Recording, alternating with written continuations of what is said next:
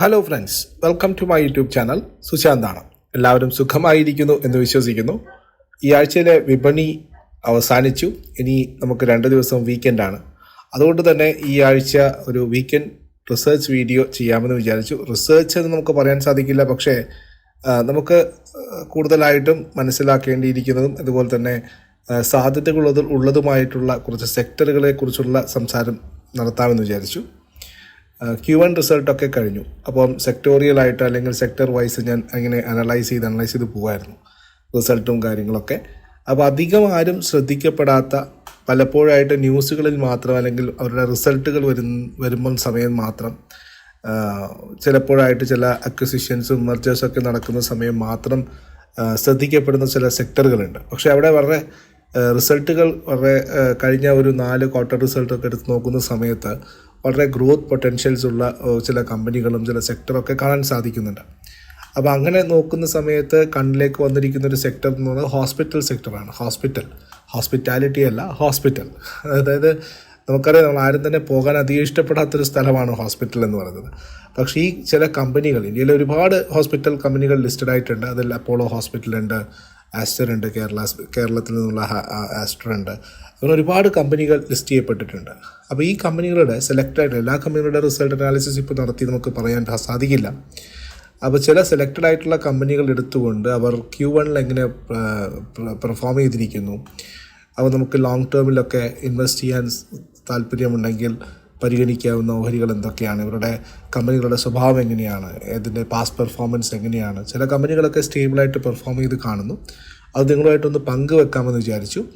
So ഇതൊരു investment സജഷനായിട്ട് എടുക്കാൻ സാധിക്കില്ല, പക്ഷേ ലോങ് ടേമിലൊക്കെ ഇൻവെസ്റ്റ് ചെയ്യാൻ സാധിക്കുന്ന അല്ലെങ്കിൽ അങ്ങനെയുള്ള കാര്യങ്ങളൊക്കെ നോക്കുന്നവരെ സംബന്ധിച്ചിട്ട് ഈ കമ്പനികളുടെ പെർഫോമൻസ് ഞാൻ അനലൈസ് ചെയ്ത രീതിയിൽ ഒന്ന് നോക്കിയതിന് ശേഷം നിങ്ങൾക്ക് താല്പര്യമുണ്ടെങ്കിൽ ലോങ് ടേമിലൊക്കെ ഇൻവെസ്റ്റ് ചെയ്യാൻ പറ്റുന്ന സെക്ടറായിട്ട് തോന്നും. ഹോസ്പിറ്റൽ എന്ന് പറയുന്നത് പലപ്പോഴായിട്ടും നമുക്കറിയാം രോഗികളും കൂടി വരുന്ന സമയമാണ്.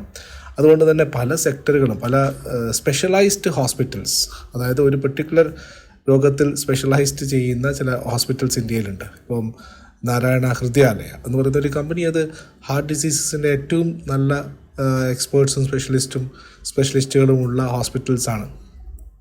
അതുപോലെ തന്നെ ചില ഹോസ്പിറ്റൽ, അതായത് കിഡ്സ് ഹോസ്പിറ്റൽസ്, അതായത് റെയിൻബോ ചിൽഡ്രൻ മെഡിക്കെയർ എന്ന് പറയുന്ന ഹോസ്പിറ്റൽ, അങ്ങനെയുള്ള ചില സെലക്റ്റഡ് ആയിട്ടുള്ള ഒരു 5-6 കമ്പനികളെ എടുത്തുകൊണ്ട് നടത്തിയിരിക്കുന്ന ഒരു അനാലിസിസാണിത്. സോ നിങ്ങളിത് വീഡിയോ കേട്ടതിന് ശേഷം സ്വാഭാവികമായിട്ട് ചിന്തിക്കും, ഒരുപാട് വേറെയും ഹോസ്പിറ്റൽസ് ഉണ്ട്, നമ്മൾ എന്തുകൊണ്ട് ഈ ഒരു കാര്യമായിട്ടുള്ള ഒരു 6 സ്റ്റോക്കിലേക്ക് കുടുങ്ങി, അല്ലെങ്കിൽ 6 കമ്പനികളിലേക്ക് ചുരുങ്ങി എന്നുള്ളത്. കാരണം റവന്യൂയുടെ ബേസിലും അവരുടെ ഗ്രോത്ത് പ്രോസ്പെക്ട്സിൻ്റെ ബേസിലും ആണ് ഈ കമ്പനികൾ സെലക്ട് ആയിട്ടുള്ളത്. അപ്പോൾ ഇതാണ് ഒരു സെക്ടർ അനാലിസിസ് വീഡിയോ. വളരെ കാലത്തിന് ശേഷമാണ് നമ്മൾ വീക്കെൻഡ് റിസർച്ച് വീഡിയോ ആയിട്ട് വരുന്നത്. തീർച്ചയായിട്ടും വീഡിയോ മുഴുവനായിട്ട് കാണുക, സമയം കണ്ടെത്തുക, അതിനുശേഷം നിങ്ങളുടെ ഇൻവെസ്റ്റ്മെൻറ്റ് ഡിസിഷൻ നിങ്ങൾ എടുക്കുക എന്നുള്ളതാണ്. അപ്പോൾ വീഡിയോയിലേക്ക് പോവാം. ആദ്യമായിട്ടാണ് നമ്മുടെ ചാനൽ കാണുന്നതെങ്കിൽ വീഡിയോ മുഴുവൻ കണ്ട് ഇഷ്ടപ്പെട്ടിട്ടുണ്ടെങ്കിൽ ഞങ്ങളുടെ ചാനൽ സബ്സ്ക്രൈബ് ചെയ്യാൻ മറക്കാതിരിക്കുക. അതുപോലെ ഞാനൊരു സെവി റിസർച്ച് അനലിസ്റ്റാണ്, രജിസ്റ്റേർഡ് റിസർച്ച് അനലിസ്റ്റാണ്. ഞങ്ങളുടെ റിസർച്ച് പ്രൊഡക്റ്റുകൾക്കായിട്ട്, അതായത് അഡ്വൈസറീസിനും മറ്റുമായിട്ട് ഞങ്ങളുടെ ടെലിഗ്രാം ഗ്രൂപ്പിലേക്ക് നിങ്ങൾക്ക് സ്വാഗതം. അതിൽ ജോയിൻ ചെയ്യാനുള്ള ലിങ്ക് ഞങ്ങളുടെ ഡിസ്ക്രിപ്ഷനിൽ കൊടുത്തിട്ടുണ്ട്. അതുവഴി മാത്രം ഞങ്ങളുമായിട്ട് അസോസിയേറ്റ് ചെയ്യാം. അതുപോലെ ഞങ്ങളുടെ പേരിൽ ഒരുപാട് ഫേക്ക് ചാനലുകളും ടെലിഗ്രാമിൽ നടക്കുന്നുണ്ട്. അതിലൊന്നും പോയി ജോയിൻ ചെയ്യാതെ ഞങ്ങളുമായിട്ട് അസോസിയേറ്റ് ചെയ്തിരിക്കുന്ന ചാനലുകളിൽ, അതിപ്പോൾ ഒന്ന് എൻ്റെ ചാനലാണ്, ഒന്ന് ഷെയർ മാർക്കറ്റ് ഇൻ മലയാളം എന്ന് പറയുന്ന രാജേഷ് സാറിൻ്റെ ചാനലാണ്, പിന്നെ ഒന്ന് മാർക്കറ്റ് മാഗ്നറ്റ് എന്ന് പറയുന്ന മറ്റൊരു ചാനലാണ്. ഈ 3 ചാനലുകളിൽ മാത്രമാണ് ഞങ്ങളുമായിട്ട് അസോസിയേറ്റ് ചെയ്യുന്ന ലിങ്കുകളുള്ളത്. ഈ ഒരു ചാനലുകളിലൂടെ മാത്രം ഞങ്ങളുമായിട്ട് അസോസിയേറ്റ് ചെയ്യാം. അപ്പോൾ വീഡിയോയിലേക്ക് പോവാം. ഞാനിവിടെ എടുത്തിരിക്കുന്ന 6 കമ്പനികളെന്ന് പറയുന്നത്, ഒന്ന് അപ്പോളോ ഹോസ്പിറ്റലാണ്, ഒന്ന് നാരായണ ഹൃദയാലയ, മറ്റൊന്ന് മാക്സ് ഹെൽത്ത് കെയർ, പിന്നെ ഒന്ന് Krishna institute of medical science KIMS, പിന്നെ ഒന്ന് ഗ്ലോബൽ ഹെൽത്ത് മേദാന്ത എന്ന് പറയുന്ന കമ്പനി, അവസാനമായിട്ട് റെയിൻബോ ചിൽഡ്രൻ മെഡിക്കെയർ എന്ന് പറയുന്ന പീഡിയാട്രിക് സ്പെഷ്യാലിറ്റി എന്ന് പറയാം ഉള്ള ഹോസ്പിറ്റൽ. ഇവരുടെ Q1 റിസൾട്ടുകൾ വളരെ സ്ട്രോങ് ആണ്. റവന്യൂ തന്നെ നോക്കിക്കഴിഞ്ഞാൽ മനസ്സിലാവും. അപ്പോളോ ഹോസ്പിറ്റൽ മാത്രം ഒരു ക്വാർട്ടറിൽ, അതായത് 3 മാസം കൊണ്ട് 5086 കോടി രൂപയുടെ പ്രോഫിറ്റും 5086 കോടി രൂപയുടെ സെയിൽസും അതുപോലെ തന്നെ ഓപ്പറേറ്റിംഗ് പ്രോഫിറ്റ് 712 കോടി രൂപയും നെറ്റ് പ്രോഫിറ്റ് 305 കോടി രൂപയുമാണ്. നാരായണ ഹൃദയാലയം നോക്കിയാലും 1341 കോടി രൂപ റവന്യൂ ഉണ്ടാക്കുന്ന സമയത്ത് 201 കോടി രൂപയാണ് നെറ്റ് പ്രോഫിറ്റായിട്ട് കമ്പനി ഉണ്ടാക്കിയിരിക്കുന്നത്. മാക്സ് ഹെൽത്ത് കെയറും 1543 കോടി രൂപയുടെ സെയിൽസ് വന്നപ്പോൾ 236 കോടി രൂപയുടെ പ്രോഫിറ്റ് ഉണ്ടാക്കിയിരിക്കുന്നു. കിംസ് ക്രിസ്റ്റ ഇൻസ്റ്റിറ്റ്യൂട്ട് ഓഫ് മെഡിക്കൽ സയൻസ് 688 കോടി രൂപ പ്രോഫിറ്റ് ഉണ്ടാക്കിയ സ്ഥാനത്ത് 87 കോടി രൂപ നെറ്റ് പ്രോഫിറ്റ്. അതായത് ക്വാർട്ടർ ഓൺ ക്വാർട്ടറിൽ 32% വർധനവാണ് നെറ്റ് പ്രോഫിറ്റിലുള്ളത്, 7% വർധനവാണ് ഇയർ ഓൺ ഇയറിലുള്ളത്. ഗ്ലോബൽ ഹെൽത്ത് കെയർ 861 കോടി രൂപ സെയിൽസ് നടത്തിയപ്പോൾ അല്ലെങ്കിൽ വിറ്റുവരവ് നടത്തിയപ്പോൾ 106 കോടി രൂപയുടെ നെറ്റ് പ്രോഫിറ്റാണ് കമ്പനി ഉണ്ടാക്കിയിരിക്കുന്നത്. ക്വാർട്ടർ ഓൺ ക്വാർട്ടറിൽ 17% ഡീഗ്രോത്താണ് കാണിച്ചത്. ഇതിൽ നമുക്ക് കൂടുതലും മനസ്സിലാക്കുന്നത് അപ്പോളോ ഹോസ്പിറ്റൽ തന്നെയാണ്. കാരണം അപ്പോളോ ഹോസ്പിറ്റലിൻ്റെ പ്രോഫിറ്റ് ക്വാർട്ടർ ഓൺ ക്വാർട്ടറിൽ 20%, വർഷത്തിൽ 83% വർധനവുമാണ് കാണിച്ചിരിക്കുന്നത്. അത് നാരായണ ഹൃദയാലയത്തിലേക്ക് വരുമ്പോഴും പ്രോഫിറ്റ് ക്വാർട്ടർ ഓൺ ക്വാർട്ടറിൽ 6%, 9% ഇയർ ഓൺ ഇയറിലും മാത്രമേ വർദ്ധിച്ചിട്ടുള്ളൂ. നേരെ മറിച്ച് മാക്സ് ഹെൽത്ത് കെയർ അവിടെ പ്രോഫിറ്റ് ക്വാർട്ടർ ഓൺ ക്വാർട്ടറും അതുപോലെ തന്നെ ഇയർ ഓൺ ഇയറിലും നെഗറ്റീവായിട്ടാണ് കാണുന്നത്. കിംസ് 32% വർധനവാണ് ക്വാർട്ടർ ഓൺ ക്വാർട്ടർ നെറ്റ് പ്രോഫിറ്റിൽ, 7% വർധനവ് പ്രോഫിറ്റ് മീൻസ് ഇയർ ഓൺ ഇയറിൽ വന്നിട്ടുണ്ട്. അപ്പോൾ ഇവിടെ നിങ്ങൾക്ക് വിസിബിളാണ്, സ്ക്രീനിൽ കാണിക്കാൻ പറ്റുന്നുണ്ട്. റെയിൻബോ ചിൽഡ്രൻ നോക്കിക്കഴിഞ്ഞാലും 23% ഡീഗ്രോത്താണ് അല്ലെങ്കിൽ നഷ്ടമാണ് സംഭവിച്ചിരിക്കുന്നത്. 4% വർധന, 4% ഡീഗ്രോത്താണ് കാണുന്നത്. ഇനി ഇവരുടെ ഈ Q1 പെർഫോമൻസ് നോക്കിയതിൽ നിന്നും എന്തൊക്കെയാണെന്ന് നമുക്ക് മനസ്സിലായതെന്ന് നമുക്ക് ഓരോ കമ്പനികളായിട്ട് നോക്കാം. അതിലാദ്യം ഞാൻ അപ്പോളോ ഹോസ്പിറ്റൽസിൻ്റെ കാര്യം പറയാം. അപ്പോളോ ഹോസ്പിറ്റൽസിൻ്റെ ഏകദേശം 330 സിറ്റികളിലാണ് അപ്പോളോ ഹോസ്പിറ്റലുള്ളത്. അതിൽ 100 ലാബുകൾ അവർക്കുണ്ട്, 2000 കളക്ഷൻ സെൻറ്റേഴ്സ് ഉണ്ട്. ഹോസ്പിറ്റൽസ് നെറ്റ്വർക്ക് നോക്കിക്കഴിഞ്ഞാൽ 51 ഹോസ്പിറ്റലുകളിലായിട്ട് 10,000 ബെഡുള്ള ഹോസ്പിറ്റലാണ് അപ്പോളോ ഹോസ്പിറ്റൽ. അതിന് റവന്യൂ, ഇവരുടെ Q1 റവന്യൂ ബ്രേക്ക് ഡൗൺ ചെയ്ത് നോക്കുന്ന സമയത്ത് 52% റവന്യൂ വരുന്നത് ഹോസ്പിറ്റൽസിൽ നിന്നും, 41% റവന്യൂ വരുന്നത് ഇവരുടെ ഫാർമസികളിൽ മരുന്നുകൾ വിൽക്കുന്നത് വഴിയും, 7% വരുന്നത് ഇവരുടെ ലാബുകളിൽ നിന്നുമാണ്. ഇനി ഇയർ ഓൺ ഇയറിൽ നോക്കുന്ന സമയത്ത് റവന്യൂവിൽ 15% വർധനമാണ് ഹോസ്പിറ്റൽസിൽ നിന്ന് വരുന്നത്. അതുപോലെ ഫാർമസികളിൽ നിന്നും ഡയഗ്നോസ്റ്റികളിൽ നിന്നൊക്കെ തന്നെ ഏകദേശം ഒരു ആവറേജ് 15% റവന്യൂ ഗ്രോത്ത് ആണ് കാണിക്കുന്നത് കമ്പനി. അതിന് ഇവരുടെ ഹോസ്പിറ്റൽസിൻ്റെ ഒക്യുപ്പൻസി നോക്കിക്കഴിഞ്ഞാൽ ആവറേജ് ഒരു 70% ഒക്യുപ്പൻസി എപ്പോഴും ഉണ്ട്, അല്ലെങ്കിൽ ടാർഗറ്റ് ചെയ്തിരിക്കുന്ന 70% ഒക്യുപ്പൻസിയാണ്. പക്ഷേ Q1 ഈ ഏപ്രിൽ, മെയ്, ജൂൺ 2024 3 മാസങ്ങളിലായിട്ട് നോക്കിക്കഴിഞ്ഞാൽ ആവറേജ് 68% ഒക്യുപ്പൻസി വരുത്തിയിരിക്കുന്നത്. അതായത് കണ്ടിന്യൂസ് ആയിട്ട് നമുക്കറിയാം രോഗികളൊക്കെ വർദ്ധിച്ചു വരുന്ന സമയമാണ്. എല്ലാവരും തന്നെ ഹെൽത്ത് വളരെയേറെ കെയർ ചെയ്യുന്ന സമയമാണ്. അതുപോലെ തന്നെ വളരെ റിസ്കി ആയിട്ടുള്ളൊരു സമയത്തൂടെ നമ്മൾ കടന്നു പോകുന്നത്. അപ്പോൾ 68% ഇവരുടെ 10,000 ബെഡ്സ് ഉണ്ടെന്ന് പറഞ്ഞു. 10,000 ബെഡ്സിൽ ഏകദേശം 6,800-7,000 ബെഡുകൾ എപ്പോഴും ഒക്യുപ്പൈഡ് ആണ് എന്നുള്ളതാണ് കാണിക്കുന്നത്. മറ്റൊന്ന് നാരായണ ഹൃദയാലയമാണ്. നാരായണ ഹൃദയാലയം നമ്മൾ അധികം എവിടെയും ഡിസ്കസ് ചെയ്യപ്പെടാത്ത സ്റ്റോക്കാണ്. പക്ഷേ ഇവർ ഏറ്റവും ബെസ്റ്റ് കാർഡിയോളജി സ്പെഷ്യാലിറ്റി കൂടുതൽ സ്പെഷ്യലൈസ് ചെയ്തിരിക്കുന്ന ഡോക്ടേഴ്സും ഹൃദയവുമായിട്ട് ബന്ധപ്പെട്ട കാര്യങ്ങൾ ഉള്ള ഏറ്റവും നല്ല ഹോസ്പിറ്റലായിട്ടാണ് ഇവർ കണക്കാക്കപ്പെടുന്നത്. ഇവരുടെ റവന്യൂ നോക്കിക്കഴിഞ്ഞാൽ 3% വർധനമാണ് ഇയർ ഓൺ ഇയറിലും. അതുപോലെ തന്നെ $32 മില്യൺ ഇവർക്കുള്ളത്. 110 ഓപ്പറേറ്റിംഗ് മീൻസ് ബെഡുകളാണ് ഇവർക്ക് ഉള്ളത്. അതുപോലെ ബാംഗ്ലൂർ ഹോസ്പിറ്റൽസ് ഇവർക്കാണ്, അവിടെയാണ് ബാംഗ്ലൂരും കൽക്കട്ടയുമാണ് ഇവരുടെ മെയിൻ ഹോസ്പിറ്റൽസ് ഉള്ളത്. ബാംഗ്ലൂർ ഹോസ്പിറ്റൽസിൻ്റെ ഹൈലൈറ്റ് ഇവരുടെ റിപ്പോർട്ടിൽ കാണിച്ചിരിക്കുന്നത് ആവറേജ് റവന്യൂ പെർ ബെഡ് എന്ന് പറയുന്നത് 1,98,00,000 രൂപയാണ് ഒരു ബെഡിൽ നിന്നും ഒരു വർഷം ഈ കമ്പനിക്ക് കിട്ടുന്നത്. അപ്പോൾ ആലോചിച്ച് നോക്കിയാൽ ഒരു പേഷ്യൻറ്റിൻ്റെ സ്പെൻഡിങ് എത്രമാത്രമായിരിക്കും അവിടെ അഡ്മിറ്റ് ആയി കഴിഞ്ഞ് കഴിഞ്ഞാൽ എത്രമാത്രം ഉണ്ടാകും. 34% റവന്യൂ ആണ് ഇന്ത്യൻ റവന്യൂ. അതിൽ 34% ഇന്ത്യൻ റവന്യൂയുടെ 34% വരുന്നത് ബാംഗ്ലൂർ ഹോസ്പിറ്റലിൽ നിന്നാണ്, 25% വരുന്നത് ഇവരുടെ കൊൽക്കത്ത ഹോസ്പിറ്റലിൽ നിന്നാണ്. ഇനി ഇവരുടെ Q1 2025 ആദ്യത്തെ Q1 നോക്കുന്ന സമയത്ത് പേഷ്യൻറ്റിൻ്റെ റിപ്പോർട്ട്സ് നോക്കിക്കഴിഞ്ഞാൽ ഒരു പേഷ്യൻറ്റിൽ നിന്നും ആവറേജ് റവന്യൂ പെർ പേഷ്യൻറ്റ് 1.23 ലക്ഷം ആയിട്ട് വർദ്ധിച്ചിട്ടുണ്ട്. അതായത് 1 ലക്ഷം 1,30,000 ലക്ഷമായിരുന്നു. അതായത് 1,30,000 നിന്നും അതായത് കഴിഞ്ഞ വർഷം 2024 സാമ്പത്തിക വർഷത്തിലെ ആദ്യത്തെ ക്വാർട്ടറിൽ ഒരു പേഷ്യൻറ്റിൽ നിന്നും കിട്ടിയിരുന്നത് 1.23 ലക്ഷമായിരുന്നെങ്കിൽ അത് 1,30,000 ഇപ്പോൾ വർദ്ധിച്ചിരിക്കുന്നു ഈ ഒരു ക്വാർട്ടറോട് കൂടി. അപ്പം അവിടെയും ഗ്രോത്ത് കാണിച്ചിരിക്കുന്നു. ആവറേജ് റവന്യൂ പെർ ബെഡ് എന്ന് പറയുന്നത് 1.98 കോടി രൂപയായിട്ടാണ് കാണുന്നത് ഇവരുടെ ഹോസ്പിറ്റലിൽ നിന്നും. അവരുടെ ബാംഗ്ലൂരും അതുപോലെ തന്നെ കൊൽക്കത്തയുമാണ് പ്രധാനപ്പെട്ട ഹോസ്പിറ്റലായിട്ടുള്ളത്. അതുതന്നെ മറ്റൊന്ന് മേദാന്തയാണ്. മേദാന്ത ഒരേ ഒരു ഇന്ത്യൻ പ്രൈവറ്റ് ഹോസ്പിറ്റലാണ് വിച്ച് ഈസ് ഹാവിങ് എന്താ പറയുക ഒരു 200 ഹോസ്പിറ്റൽസ് ഗ്ലോബലി ഉള്ള ഒരു ഗ്രൂപ്പ് കൂടിയാണ് ഇവർ. ഇവരുടെ ടോട്ടൽ കൺസോളിഡേറ്റഡ് ഇൻകം ഏകദേശം 861 കോടി രൂപയാണ്. 11% വർധനമാണുള്ളത് ഇയർ ഓൺ ഇയറിൽ. അതുതന്നെ പേഷ്യൻ്റ് വോളിയത്തിൻ്റെ കാര്യമായിട്ടുള്ള വർധനവ് ഉണ്ടായിട്ടുണ്ട്. ഇവരുടെ IPD വോളിയം 10%. മാർജിൻ നോക്കിക്കഴിഞ്ഞാൽ ചെറിയ രീതിയിൽ ഡ്രോപ്പ് ആയിട്ടുണ്ട്. 19% വർധനവ് മാത്രമാണ് മാർജിനിലുള്ളത്. ഇബിറ്റയും കുറഞ്ഞിട്ടുണ്ട്. പ്രത്യേകിച്ച് ഇവർ കൂടുതൽ ഹോസ്പിറ്റൽസ് ഡെവലപ്പ് ചെയ്യുന്നു, കൂടുതൽ പൈസ അതിലേക്ക് ചിലവാക്കുന്നു, വലിയൊരു ശൃംഖലയായിട്ട് വളരാൻ ശ്രമിക്കുന്ന ഒരു ഗ്രൂപ്പാണ് മേദാന്ത എന്ന് പറയുന്നത്. സോ അതുകൊണ്ടായിരിക്കാം ഇവരുടെ റവന്യൂ ഗ്രോത്ത് കുറച്ച് കുറഞ്ഞതായിട്ട് കാണുന്നത്. ഇനി നമുക്ക് മാക്സ് ഹെൽത്ത് കെയറിലേക്ക് വരാം. ഇവരുടെ ആവറേജ് റവന്യൂ പെർ ബെഡ് എന്ന് പറയുന്നത് 77,100 രൂപയാണ്. ഇവരുടെ പല തരത്തിലുള്ള ഇൻസ്റ്റിറ്റ്യൂഷണൽ സെഗ്മെൻറ്റ്സിൻ്റെ റിവിഷൻ വന്നിട്ടുണ്ട്. അതുകൊണ്ടായിരിക്കാം ഈ ഒരു കുറവ് വന്നിരിക്കുന്നതെന്നുള്ള മീൻസ് ഇത്ര മാത്രം ആയിപ്പോയതെന്നാണ് അവർ പറയുന്നത്. ഈ ഒരു ക്വാർട്ടറിൽ കമ്പനി അവരുടെ കൊമേഴ്ഷ്യൽ ഓപ്പറേഷൻ 303 ബെഡുള്ള Max super speciality hospital south west ഡൽഹിയിൽ ദ്വാരകയിൽ സ്റ്റാർട്ട് ചെയ്തിട്ടുണ്ട്.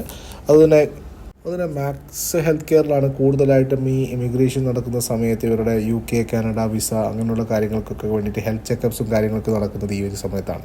പക്ഷേ Q1 അത് വളരെ കുറവായിരുന്നു. അതുപോലെ തന്നെ GSTയുമായിട്ട് ബന്ധപ്പെട്ട ചില റിവിഷൻസ് ഇതൊക്കെയാണ് കമ്പനിയുടെ പ്രശ്നങ്ങൾ Q1 ബാധിക്കാൻ കാരണമെന്നാണ് കമ്പനി പറയുന്നത്. അതുപോലെ തന്നെ മറ്റൊരു കമ്പനിയാണ് Krishna institute of medical science എന്ന കിംസ്. ഇവരുടെ EBITDA നോക്കിക്കഴിഞ്ഞാൽ 172 കോടി രൂപയാണ്. അതായത് 11% വർധനമാണ് കഴിഞ്ഞ വർഷവുമായിട്ട് കമ്പയർ ചെയ്യുന്ന സമയത്ത്. 13% വർധനമാണ് ക്വാർട്ടർ ഓൺ ക്വാർട്ടറിൽ വന്നിരിക്കുന്നത്. IP വോളിയം നോക്കിക്കഴിഞ്ഞാൽ company 7.5% വർധനമുണ്ട് Q1 year on year base നോക്കുകയാണ് സമയത്ത്. ഇനി average revenue per operating bed നോക്കിക്കഴിഞ്ഞാൽ 12.2% വർധനമാണ് ഉണ്ടായിരുന്നത്.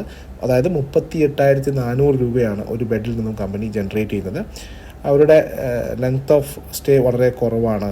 അതുതന്നെ റവന്യൂ കൂടിയിട്ടുണ്ട് പെർ പേഷ്യൻ്റ്. ഇപ്പോഴത്തെ ഒരു മാർജിൻ കണ്ടിന്യൂ ചെയ്യാൻ പറ്റുമെന്നാണ് കമ്പനി മാനേജ്മെൻറ്റ് പറയുന്നത്. മറ്റൊന്ന് റെയിൻബോ ചിൽഡ്രൻ മെഡിക്കെയർ എന്ന് പറയുന്ന കമ്പനി. ഇവർ പീഡിയാട്രിക് മേഖലയിലാണ് കൂടുതൽ ശ്രദ്ധ പതിപ്പിച്ചിരിക്കുന്നത്.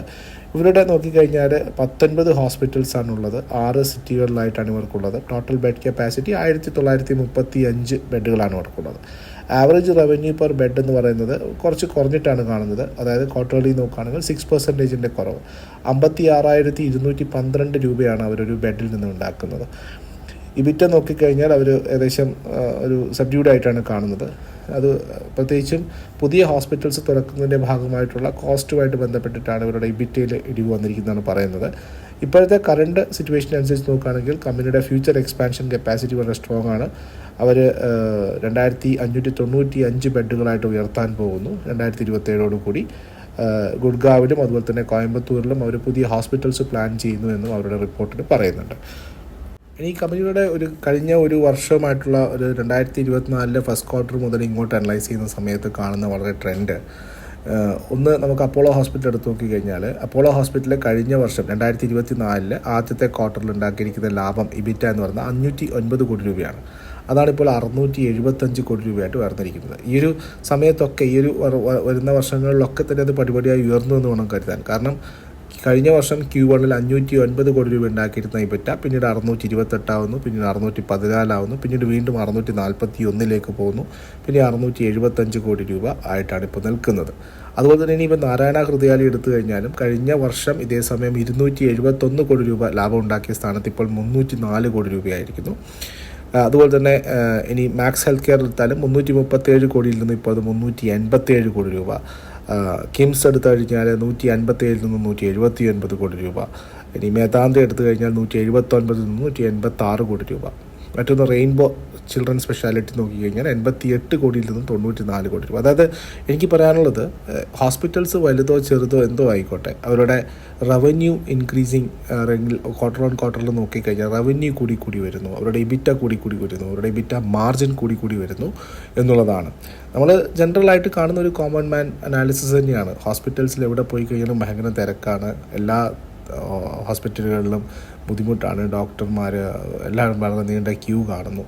നമ്മുടെ പ്രധാനപ്പെട്ട ഫാമിലിയിലായാലും എല്ലാവർക്കും ആയാലും ഹോസ്പിറ്റലുകളിൽ നിരന്തരം ബന്ധപ്പെടുന്ന ആൾക്കാരായാലും ഓൾഡ് ഏജ് കാരണങ്ങൾ കൊണ്ടും അല്ലെങ്കിൽ പല ഹെൽത്ത് ഇഷ്യൂസുമായിട്ട് നമ്മൾ നിരന്തരം ഹോസ്പിറ്റൽസുമായിട്ട് ബന്ധപ്പെടുന്നുണ്ട്. അതിൻ്റെ ഒരു ഇമ്പാക്റ്റ് കോർപ്പറേറ്റ് മേഖലയിലുള്ള ഹോസ്പിറ്റലുകളിൽ വളരെ കാണുന്നു എന്നുള്ളത് സത്യമാണ്. അത് നമ്മൾ ആസ് എൻ ഇൻവെസ്റ്റർ എന്ന പ്രോസ്പെക്റ്റീവിൽ മാത്രം ഇവിടെ ഇപ്പോൾ നോക്കുക. നമ്മൾ ചർച്ച ചെയ്യപ്പെടുന്നത് ആ ഒരു ആംഗിളിലാണ്, അല്ലാതെ നമുക്കിതിനൊരു മനുഷ്യത്വരഹിതമായിട്ടുള്ള ചർച്ചയായിട്ട് കാണാൻ പറ്റില്ല.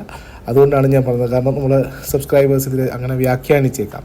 ഞാൻ ആ ഒരു ആംഗിളിലല്ല പോകുന്നത്. ഇവിടെ നമ്മൾ ചർച്ച ചെയ്യുന്നത് ഇൻവെസ്റ്റേഴ്സ് പോയിൻ്റ് ഓഫ് വ്യൂവിൽ കമ്പനികൾ എങ്ങനെ പെർഫോം ചെയ്തു എന്നുള്ളതാണ്. അപ്പോൾ അതായത് അപ്പോളോ ഹോസ്പിറ്റലിൻ്റെയൊക്കെ നമുക്ക് മീൻസ് ഏറ്റവും കൂടുതൽ ഇബിറ്റ മാർജിൻ നോക്കുന്ന സമയത്ത് എനിക്ക് തോന്നുന്നു റെയിൻബോ ആണ്. 30% മാർജിൻ കാണിച്ചു. ഇപ്പോൾ ഏകദേശം ഒരു 27% മാർജിനിൽ വന്ന് നിൽക്കുന്നു.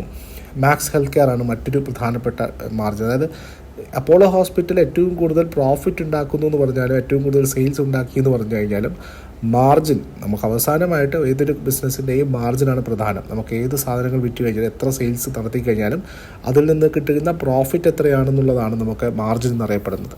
അപ്പോൾ അങ്ങനെ നോക്കുന്ന സമയത്ത് റെയിൻബോ ചിൽഡ്രൻ സ്പെഷ്യാലിറ്റിയാണ് ഏറ്റവും കൂടുതൽ മാർജിൻ. ഒരു അവസരത്തിൽ Q2 കഴിഞ്ഞ വർഷത്തെ Q1 33% മാർജിൻ കാണിച്ച ഒരു കമ്പനിയാണ്. ഇപ്പോൾ അത് കുറഞ്ഞ് 30%ലേക്ക് വന്നിട്ടുണ്ട്.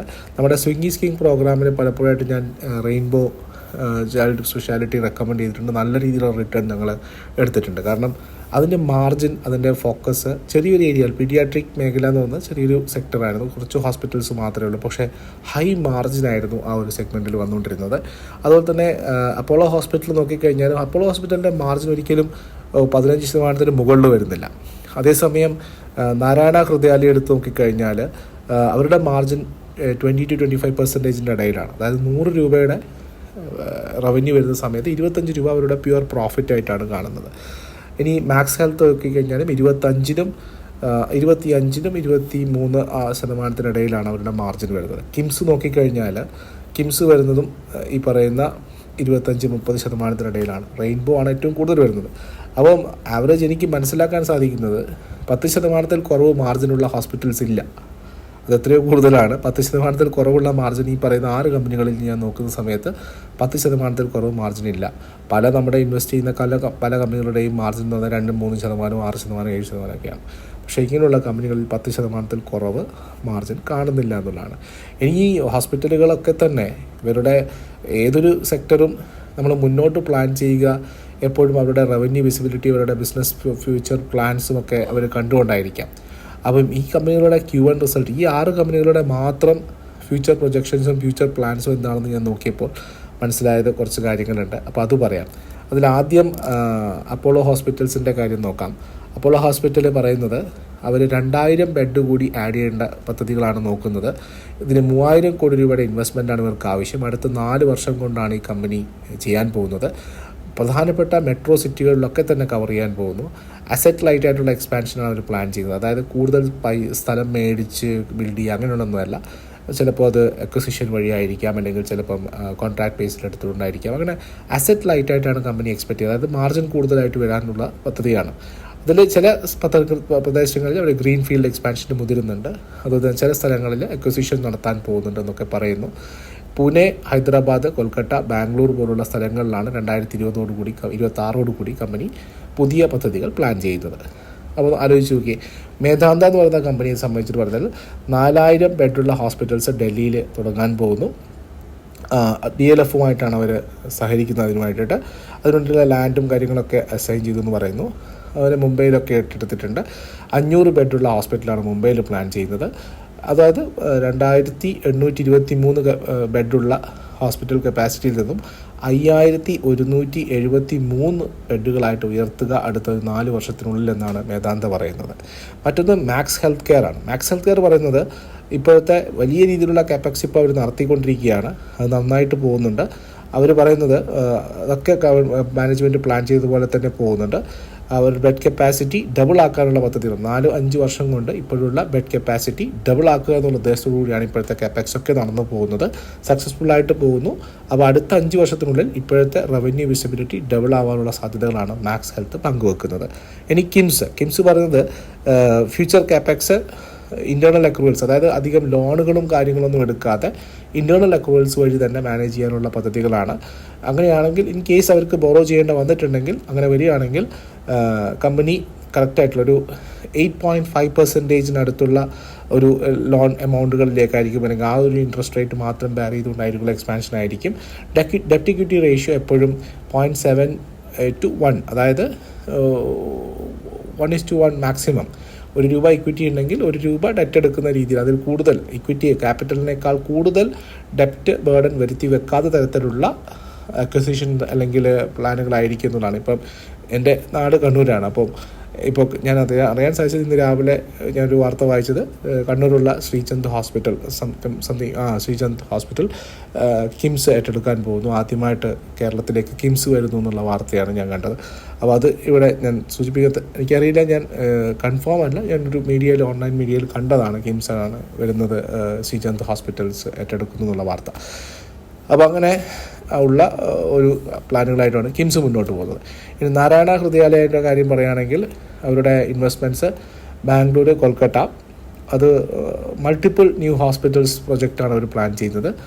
കമ്പനിയുടെ സിഗ്നിഫിക്കൻറ്റ് ഗ്രോത്ത് അവർ എക്സ്പെക്റ്റ് ചെയ്യുന്നു. പേഷ്യൻ്റ് കെയർസ് കേപ്പബിലിറ്റീസൊക്കെ കമ്മിങ് ഇയേഴ്സിൽ അവർ വർദ്ധിപ്പിക്കാൻ സാധ്യതയുണ്ട്. അതായത് ബാംഗ്ലൂരും കൊൽക്കത്തയാണ് ഇപ്പോൾ അവരുടെ മെയിൻ സെൻറ്റേഴ്സ് എന്ന് പറയുന്നത്. അപ്പോൾ അവിടെ മൾട്ടിപ്പിൾ ഹോസ്പിറ്റൽസ് കൊണ്ടുവരിക എന്നുള്ളതാണ് അവരുടെ പദ്ധതികൾ. മറ്റൊന്ന് റെയിൻബോ ചിൽഡ്രൻ കാര്യം പറയുകയാണെങ്കിൽ അവർ 7 മുതൽ 8 ഫെസിലിറ്റി പല സിറ്റികളിലായിട്ട് കൊണ്ടുവരാൻ പോകുന്നു. 500 മുതൽ 600 ബെഡുകളുള്ള ഹോസ്പിറ്റലുകൾ, 6-7 ഹോസ്പിറ്റലുകൾ തുടങ്ങാനുള്ള പദ്ധതികളാണ് നമുക്ക് ഈ ഒരു കമ്പനികളിൽ നിന്ന് മനസ്സിലാക്കാൻ സാധിക്കുന്നത്. ഇത് ഇനി പ്രധാനപ്പെട്ട കമ്പനികളൊക്കെ തന്നെ ഇന്ത്യയിൽ മാത്രം ഒതുങ്ങി നിൽക്കുന്നതുമല്ല, ഇവർക്കൊക്കെ ഇൻ്റർനാഷണൽ എക്സ്പോഷറും ഉണ്ട്, അതുകൂടി പറയാം. അപ്പം ഇവരുടെ കാപ്പക്സ് വളരെ വിസിബിളാണ്.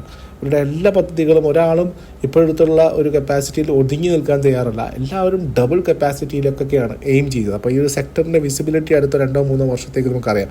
നമ്മളെല്ലാവരും ഡിഫൻസിൻ്റെ പുറത്ത് പോകുന്നുണ്ട്, നമ്മളെല്ലാവരും മറ്റുള്ള സെക്ടറുകളൊക്കെ പുറത്തേക്ക് പോകുന്നുണ്ട്. പക്ഷേ ഇതൊക്കെ ഡിഫൻസ് സെക്ടർ എന്നുള്ളൊരു യുദ്ധം ഉണ്ടാകുന്ന സമയത്തായിരിക്കാം ചിലപ്പോൾ, അല്ലെങ്കിൽ അതുമായിട്ട് ബന്ധപ്പെട്ട ഒരു എക്സ്പാൻഷൻ നടന്നു കഴിഞ്ഞാൽ പിന്നെ കുറേ കാലത്തേക്ക് ഗവൺമെൻറ് അതിലേക്ക് വലിയൊരു എമൗണ്ട് സ്പെൻഡ് ചെയ്തില്ല എന്ന് വരും. ഒരു മെയിൻ്റനൻസ് മാത്രമായിരിക്കും നടക്കുക. പക്ഷേ ഇവിടെ നമുക്കറിയാം, ഹെൽത്ത് എന്ന് പറയുന്നത് എല്ലാവരും സ്പെൻഡ് ചെയ്യാൻ പോകുന്നൊരു മേഖലയാണ്. അടുത്ത 2-3 വർഷം 4 വർഷത്തേക്കൊക്കെ ഇങ്ങനെയുള്ള മേഖലകളിലൊക്കെ തന്നെ വലിയൊരു ഗ്രൂത്തിനുള്ള സാധ്യത നമുക്ക് തള്ളിക്കളയാൻ സാധിക്കില്ല. ഇനി ഇൻ്റർനാഷണൽ എക്സ്പോഷർ എന്തൊക്കെയാണ് ഈ കമ്പനികളിൽ നോക്കാം. അതായത് ഈ അപ്പോളോ ഹോസ്പിറ്റൽസിൻ്റെ കാര്യം എടുത്തു കഴിഞ്ഞാൽ ബംഗ്ലാദേശ് 30% ഇൻ്റർനാഷണൽ റവന്യൂ വരുന്ന സ്ഥലമാണ് ഇവരുടേത്. 2% ടോട്ടൽ റവന്യൂ നോക്കിക്കഴിഞ്ഞാലും ബംഗ്ലാദേശിൽ നിന്നാണ് വരുന്നത്. അതിൻ്റെ ഈ ഒരു ഇപ്പോഴത്തെ ബംഗ്ലാദേശിൻ്റെ അവസ്ഥ വെച്ചിട്ട് അവിടുന്ന് കുറച്ച് പ്രശ്നങ്ങളുണ്ട് എന്നൊന്ന് അപ്പോളോ ഹോസ്പിറ്റൽ സമ്മതിക്കുന്നു. മാക്സ് ഹെൽത്ത് നോക്കിക്കഴിഞ്ഞാൽ അവരുടെ average revenue per operating bed international business, അതായത് മാക്സ് ഹെൽത്തിൻ്റെ സംബന്ധിച്ച് പറയുകയാണെങ്കിൽ ഇൻ്റർനാഷണൽ എക്സ്പോഷർ മാനേജ്മെൻറ്റ് മാനേജ്മെൻറ്റ് തന്നെ സമ്മതിക്കുന്നത് ഇന്ത്യൻ ബിസിനസ്സേക്കാൾ 1.5 ഇരട്ടി ലാഭത്തിലാണ് അവരുടെ ഇൻ്റർനാഷണൽ ബിസിനസ് എന്നാണ്. അതായത് average revenue per operating bed ഇന്ത്യയിൽ എത്രയാണോ അതിൻ്റെ 1.5 ഇരട്ടിയാണ്. ഇപ്പോൾ ഇന്ത്യയിൽ 100 രൂപ കിട്ടുന്നുണ്ടെങ്കിൽ അതിൽ 150 രൂപയുടെ പ്രോഫിറ്റാണ് അവർക്ക് ഇൻ്റർനാഷണൽ എക്സ്പോഷറിൽ കിട്ടുന്നതെന്നുള്ളതാണ് മാക്സ് ഹെൽത്ത് കെയർ പറയുന്നത്. റെയിൻബോയുടെ കാര്യം പറഞ്ഞു കഴിഞ്ഞാൽ ഇൻ്റർനാഷണൽ ബിസിനസ് മൊത്തം റവന്യൂയുടെ 2.9% അത് 2025 പറയുന്നത്. അപ്പോളോ ഹോസ്പിറ്റൽസിൻ്റെ ഒക്യുപ്പൻസി ലെവൽ, കാരണം എല്ലാ ഹോസ്പിറ്റലുകളുടെയും കാര്യം എന്ന് പറഞ്ഞു കഴിഞ്ഞാൽ രോഗികൾ എത്രമാത്രം വരുന്നു, അവരെത്രമാത്രം ഓക്യുപ്പൈ ചെയ്യുന്നു ഹോസ്പിറ്റൽ എന്നുള്ളതാണ്. അപ്പോളോ ഹോസ്പിറ്റൽസിൻ്റെ ഒക്യുപ്പൻസി റേറ്റ് Q1 68% ഇതിൻ്റെ ഒരു ഹയർ ഒക്യുപ്പൻസി കമ്പനിയുടെ റവന്യൂ ഗ്രോത്തിൽ കാണുന്നുണ്ട്.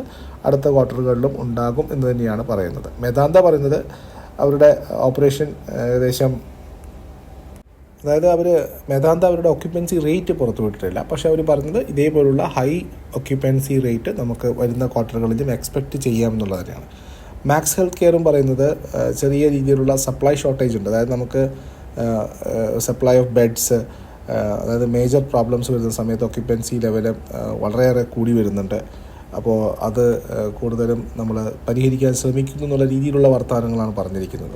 അപ്പോൾ മാക്സ് ഹെൽത്ത് കെയറിലും നല്ല രീതിയിലുള്ള ഒക്യുപ്പൻസി ഉണ്ട് എന്നുള്ളത് മാനേജ്മെൻറ്റ് കമൻറ്റിൽ നിന്ന് തന്നെ മനസ്സിലാകുന്നത്. നാരായണ ഹൃദയാലയം നോക്കിക്കഴിഞ്ഞാൽ 60-65% അവരുടെ ഒക്യുപ്പൻസി റേറ്റ് വരുന്നത്. അവരുടെ ഒക്യുപ്പൻസി റേറ്റ് എക്സാക്ട്ലി പറയുന്നില്ല, ഒരു റേഞ്ച് പറഞ്ഞു എന്ന് മാത്രം. സോ ഓവറോൾ ബേസിൽ 60-65% അവർക്ക് ഓവറോൾ ഒക്യുപ്പൻസി റേറ്റ് ഉണ്ട് എന്നാണ് കമ്പനി പറയുന്നത്. ഇനി ഏർണിംഗ് കോൾസ് അറ്റൻഡ് ചെയ്തതിൻ്റെ അടിസ്ഥാനത്തിൽ 2-3 കാര്യങ്ങൾ പറയാം. Q1 ഏർണിങ്സിൻ്റെ കാര്യത്തിൽ ഒന്ന് കിംസാണ്. കമ്പനി കിംസിൻ്റെ കാര്യം പറഞ്ഞാൽ അവരും 65-70% ഒക്യുപ്പൻസി റേറ്റ് പറയുന്നുണ്ട്. കമ്പനിയുടെ നാസിക്കിലെ ഫെസിലിറ്റിയിൽ കമ്പനി ഇപ്പോഴത്തെ അവസ്ഥയിൽ 75-80 ബെഡ് വരെ ഓപ്പറേഷനിലാണ്. അത് 250 ഓപ്പറേഷണൽ ബെഡായിട്ട് ഉയർത്താൻ കമ്പനി Q1 പ്ലാൻ ചെയ്യുന്നു, അല്ലെങ്കിൽ അടുത്ത ക്വാർട്ടറിൽ പ്ലാൻ ചെയ്യുന്നു എന്ന് കിംസ് അവകാശപ്പെടുന്നു. റെയിൻബോ മെഡിക്കൽ കെയറിൻ്റെ കാര്യങ്ങൾ പറഞ്ഞത് ബ്രേക്ക് ഈവൻ, അതായത് റെയിൻബോ ചിൽഡ്രൻ മെഡിക്കെയർ പറഞ്ഞത് 35% ഒക്യുപ്പൻസി ഉണ്ടായാൽ പോലും നമുക്ക് ബ്രേക്ക് ഈവനിലേക്ക് മെയിൻറ്റെയിൻ ചെയ്യാൻ പറ്റും. അതായത് കോസ്റ്റ് മെയിൻ്റനൻസ് 35% ഒക്യുപ്പൻസി ഉണ്ടായാൽ പോലും പറ്റുമെന്നുള്ളതാണ്. അതായത് അതിൻ്റെ മുകളിലേക്ക് എത്ര ഒക്യുപ്പൻസി വന്നു കഴിഞ്ഞാലും ബ്രേക്ക് ഈവനിന് മുകളിലാണ്, പ്രോഫിറ്റിലേക്ക് വരും എന്നുള്ളതാണ് കമ്പനി ഇൻഡയറക്റ്റായിട്ട് ഉദ്ദേശിച്ചത്.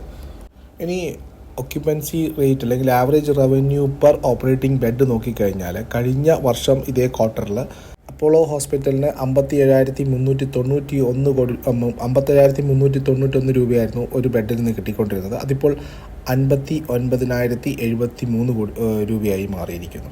അതുപോലെ തന്നെ മാക്സിൻ്റെ കേസ് നോക്കിക്കഴിഞ്ഞാൽ ഒരു ബെഡിൽ നിന്നും 74,600 രൂപ ഉണ്ടായിരുന്ന സ്ഥാനത്ത് ഇപ്പോൾ അത് 77,100 രൂപയായിരുന്നു. കിംസ് 31,140 ഉണ്ടായിരുന്നു, ഇപ്പോൾ 38,488 വന്നു. മേധാന്ത 61,000 നിന്നും 64,000 വന്നു. റെയിൻബോ 54,000 നിന്നും 56,000 വന്നു. ഇവിടെയും ഞാൻ പറയുന്നു, അവരുടെ പ്രോഫിറ്റും ഇബിറ്റിയും മാർജിനൊക്കെ നോക്കുന്ന സമയത്തും ഒരു ബെഡിൽ നിന്നും, ഈ കമ്പനികൾക്കൊക്കെ തന്നെ, ഈ ഹോസ്പിറ്റലുകൾക്കൊക്കെ തന്നെ ആയിരക്കണക്കിന് ബെഡുകളൊക്കെയാണ് ഉള്ളത്. അപ്പോൾ ഒരു ബെഡിൽ നിന്നും ആവറേജ് റവന്യൂ ആയിട്ട് വരുന്നത് 56-57 കോടി രൂപയാണ്. 56,000-87,000 രൂപയാണ്. അപ്പോൾ ഇത് ഞാൻ നേരത്തെ പറഞ്ഞു, ഏറ്റവും കൂടുതൽ വരുന്നത് നാരായണ ഹൃദയാലയമാണ്. അത് ഞാനിവിടെ എടുത്തിട്ടില്ല. അപ്പോൾ Q1 സാധാരണയായിട്ട് കമ്പനികൾ തന്നെ സമ്മതിക്കുന്നു അവരുടെ പെർഫോമൻസിന് സാധ്യതയില്ലാത്തൊരു മേഖലയാണ് Q1.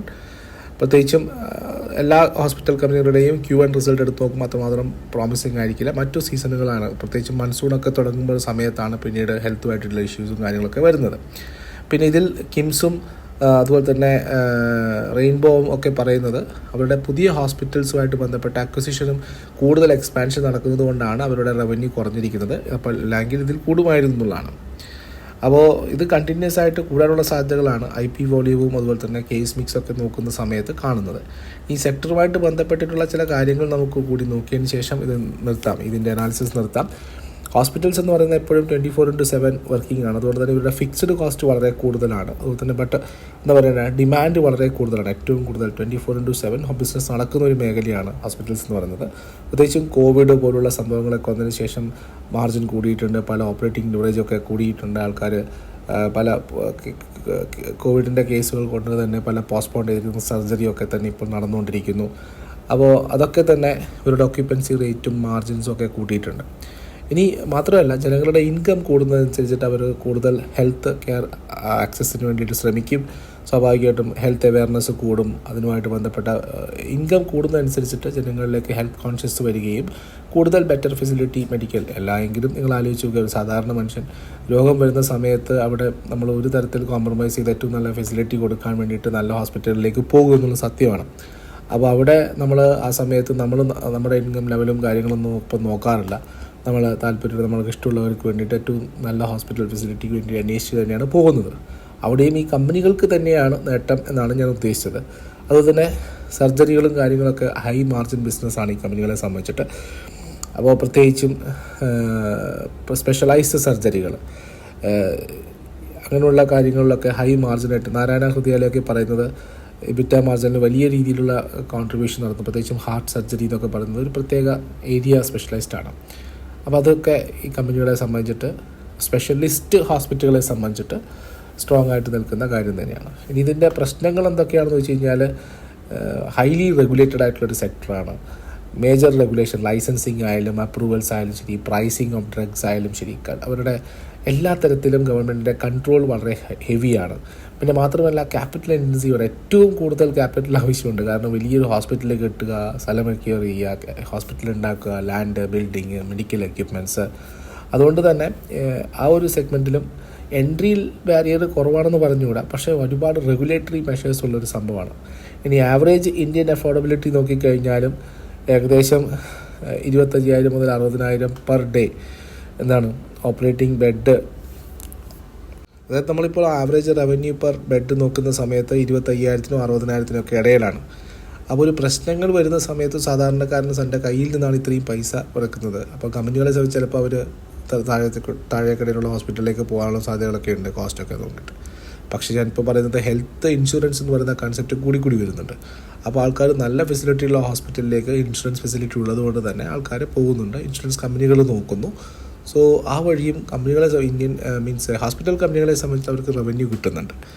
അപ്പോൾ അതും കൂടി ഒരു ചെറിയ നെഗറ്റീവാണ്. കാരണം വലിയ രീതിയിലുള്ള ആവറേജ് റവന്യൂ പെർ ബെഡ് എന്ന് പറയുന്നത്, അത്രയും പൈസ ചിലപ്പോൾ കൊടുക്കാൻ സാധിക്കാത്തവർ ഈ ഒരു മേഖലയിൽ നിന്നും മാറി മറ്റ് സെക്ടറുകളിലേക്ക് അല്ലെങ്കിൽ ചെറിയ ഹോസ്പിറ്റലുകളിലേക്കോ മറ്റോ പോകാനുള്ള സാധ്യതകളും നമുക്ക് പറയാൻ സാധിക്കും. അപ്പോൾ അപ്പോളോ ഹോസ്പിറ്റൽ ഏകദേശം ഇപ്പോഴത്തെ നിലയിൽ 6,000-7,000 റേഞ്ചിലാണുള്ളത്. നാരായണ ഹൃദയാലയ മാക്സ് 880 രൂപ. അപ്പോൾ എനിക്ക് തോന്നുന്നു മാക്സ് ഹെൽത്ത് കെയർ ഒക്കെ വലിയ രീതിയിൽ ഫോക്കസ്ഡ് ആയിട്ടുള്ള ഹോസ്പിറ്റൽ ചെയിനാണ്. കുറച്ചുകൂടി അട്രാക്റ്റീവ് ആയിട്ടുള്ള പ്രൈസ്ഡ് ആയിട്ടുള്ളത് കിംസ്. നിങ്ങൾക്ക് സ്പെഷ്യലിസ്റ്റ് ഹോസ്പിറ്റലാണ് നോക്കുന്നതെങ്കിൽ നാരായണ ഹൃദയാലയ, അതുപോലെ തന്നെ കിംസ്, റെയിൻബോ ചിൽഡ്രൻ, ഇതൊക്കെ എനിക്ക് തോന്നുന്നു ഹോസ്പിറ്റൽ സെഗ്മെൻറ്റിൽ ഇൻവെസ്റ്റ് ചെയ്യാൻ താല്പര്യമുള്ളവരെ സംബന്ധിച്ചിട്ട് ഇങ്ങനെയുള്ള ഓഹരികൾ. ഇപ്പോൾ ഇതിൻ്റെയൊക്കെ ടെക്നിക്കൽ ലെവൽസ് ഞാൻ ഇപ്പോൾ ഇവിടെ നോക്കുന്നില്ല. പക്ഷേ ഈ ഓഹരികളെ നിങ്ങൾക്ക് ഷോർട്ട് ലിസ്റ്റ് ചെയ്യാം. അപ്പോളോ ഹോസ്പിറ്റലിന് പുറമെ ഓഫ് കോഴ്സ് നിങ്ങളൊരു ലീഡറെയാണ് സെലക്ട് ചെയ്യുന്നതെങ്കിൽ തീർച്ചയായിട്ടും അപ്പോളോ ഹോസ്പിറ്റലിന് പിറകെ പോവുക. അല്ല എങ്കിൽ നിങ്ങൾക്ക് സ്പെഷ്യലിസ്റ്റ് ഹോസ്പിറ്റലുകളെയാണ് സാധ്യതയെങ്കിൽ നിങ്ങൾക്ക് Narayana Hrudayalaya is A number 1 choice എന്ന് ഞാൻ പറയും. അതുപോലെ ഗ്ലോബൽ ഹെൽത്ത്, മാക്സ് ഹെൽത്ത് വളരെ പ്രൊസർവേറ്റീവ് ആയിട്ടുള്ള, ഭാവിയിൽ നല്ല സ്ട്രോങ് ആയിട്ട് മുന്നേറാൻ സാധ്യതയുള്ള ഒരു ഓഹരി തന്നെയാണ് മാക്സ് ഹെൽത്ത്. അതുപോലെ തന്നെ റെയിൻബോ ചിൽഡ്രൻ. ഇതൊന്നും ഞാൻ പറഞ്ഞല്ലോ, ഒരു 10 ദിവസത്തേക്കോ 20 ദിവസത്തേക്കോ ഒരു വർഷത്തേക്കോ നോക്കരുത്.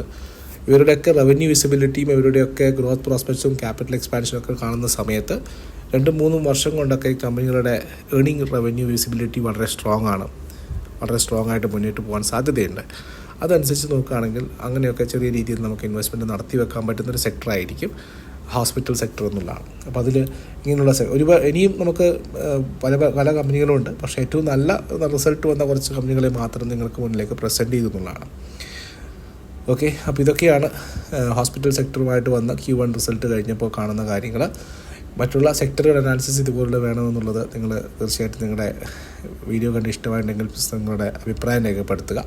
അങ്ങനെയാണ് നമുക്ക് പല സെക്ടറുകൾ ഇതേപോലെ വീക്കെൻഡിൽ IT-യുമായിട്ട് ബന്ധപ്പെട്ടോ പവർ സെക്ടറുമായിട്ട് ബന്ധപ്പെട്ടൊക്കെ നമുക്ക് നടത്താം.